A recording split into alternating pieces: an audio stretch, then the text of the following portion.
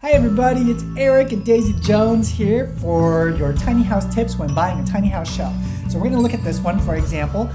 It's built outside. I would assume there's no nearby warehouse. One thing that I would take into consideration is, was this built in the rain? You can see the overcast gray skies, so it probably rains in that area, which means there's probably snow maybe, and also the harsh sun can warp and damage and make a lot of problems when you're going to build out this tiny house shell. So just keep that in mind. Another thing to think about is grab a ladder when you go and visit this tiny house shell, and just make sure that these corners up here and in there, in that little section, are nice and connected and there's no gaps and they're done properly. And then just ask the builder for their experience, are they a licensed contractor, how long they've been doing this. Ask all the questions that you need in order to make an informed, wise decision. Okay, so let's go inside. Here, I would just get some receipts about, things like what kind of wood it is, what's the wood called, what sizes. There's all these different sort of things that you can get from the Home Depot receipts or the Lowe's receipts. So just make sure that you collect those from the builder. And then the door size is important. What type of door, what's it called? It's usually around $200 to $300, like that particular one. It's a nicer end one, which is nice. But just make sure that it closes all the way properly and opens properly without any problems. And then just collect receipts. I mean, that's really, I'm gonna emphasize that with shell, it's really important to collect receipts. Here you can see that this already has a frame for the bathroom area, which is going to be back here, and it has essentially a loft area. So hopefully that works with your plan. And if not, ask the builder, would they be willing to stay in contact with you and work with you in case that you need some help with any of this. Here we can see the back side. The lines look pretty straight and the windows are good. Just make sure that you test the windows, open and close them. Do they come with screens for the windows? And just make sure, again, receipts. Are these hand-me-downs? Are these secondhand? Or are these brand new, really nice windows, right? So make sure that there's no cracks, make sure that they open and close. And it looks beautiful on the outside, but shells can be very tricky. Again, this one looks like it was built on the outside and the outdoors, and it looks like it's about to rain in that photo. So keep that in mind when you go to buy one of these.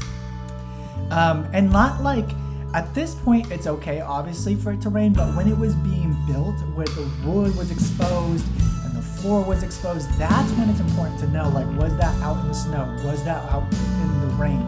And a builder necessarily won't tell you that, not all the time, right off the bat. So you really have to look and inspect carefully and look for water damage and signs like that. So here you can see there is a little bit of rust in here. I would just take the tool. It's usually this tool thing that kind of screws, I don't know what it's called, but it's a scissor jack tool. And use that to put this all the way down, all the way up. Just make sure that they work. You're buying this shell, so you should be able to do all this with the builder there. Here are the tires. You can see they look like they're in pretty good, decent shape. You want to check the tread and want to make sure that there's a good amount of tread. This looks brand new, so that's good. Make sure that there's no holes. Nothing is, none of them are flat, and they're all pretty much the same brand. That's important as well. They make sure that these all have the same screws, and all the screws are there. Here, that looks nice. It looks pretty uniform and looks pretty well maintained. Here, I would kind of put this up and down and just make sure that works properly. Make sure that everything here doesn't look damaged or rusted. Here, the battery, maybe connect it to the back of a truck that has that so that you can check the brake lights. That's very important, especially with the tiny house trailer, that the brake lights are working, and that's what this is for. So you should be able to connect it to the builder's truck or to a truck that you bring, and just make sure that the plug is working and that battery is working. Let's watch this quick video. So ask the builder for videos, ask the builder for warranties, ask the builder to like honestly go on camera and just tell you that it's a legitimate build, that they stand behind that shell. You're going by word of mouth, but you want to get as much documentation as possible, especially with tiny house shells, since you don't necessarily know what you're getting right off the bat. So this is an Iron Eagle trailer. It's a great trailer to get for a tiny house trailer. They're especially designed for tiny homes, and they can withstand the weight of a tiny house, and they're built for stability. So that's good. Hi Daisy Jones, you want a little treaty? You want a little treaty bite? Here you go. She's really playful, and she loves treats and snackies. And we give her, I think it's called Hillsbury or something like that, food, and it's really expensive. But she loves tiny homes, and she's a tiny little kitty, and we have really cute Daisy Jones songs for her. I'll sing them sometime. Okay, so so this is the Iron Eagle trailer, so that's important to know. And then here it has a VIN, so that's great.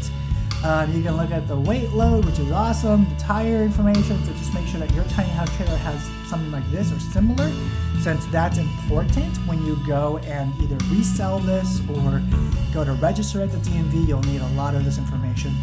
Tiny house trailers come with a certificate of origin, and it's kind of like a receipt for the tiny house trailer, or like a title. So just make sure that you get a copy of that, or the original actually. It's really hard to go back to tiny house trailers, the manufacturers, and get any information about the original trailer like this one. So it's really important for you to get that from the builder. And receipts. Get receipts, get receipts, get receipts, people. Get a copy of the driver's license of the builder, get a copy of any sort of information about their contractor's license. Like, this is a serious deal. And if, let's say for example, you go to resell a tiny house that you didn't build a shell, you'll want to pass on this information, and you'll want to make sure that you're released of that connection to the builder. And other than that, feel free to comment below what other tips that you have. But those are the main ones at this stage that I can think of. This would be priced, in my opinion, below $20,000, maybe like $15,000 or $10,000, maybe a little bit more because it already had a trailer. I would say the trailer by itself, if this is a 24 or 26 foot, is about $10,000 brand new. So maybe for all the material, which is another $5,000 to $7,000, plus the labor, which is like, I would say another $7,000, so maybe like $22,000. It just depends. It really is one of those things where it's worth what people are willing to pay for it in a way, and it's worth, it depends on how long it's been sitting there. It depends that, the fact that it wasn't built indoors is a big deal. Hopefully it was, but you can kind of see some of the weathering in these 2x4s. So, and how long has that builder been trying to sell this? Is there a market for this in their area? All these factors come into play when you're going to make an offer. Sometimes you might make an offer and you'll have to wait a couple of months until that builder decides to sell it. But yeah, anywhere between $15,000 to $22,000 is what I would assume this to be worth. Those windows are pretty expensive, and that door is pretty expensive. But the labor cost is really the most important part. And then if you have any questions about tiny homes, or you want to speak to Daisy Jones, just go ahead and message us at tinyhousesociety.com. You can email, text, and thanks so much.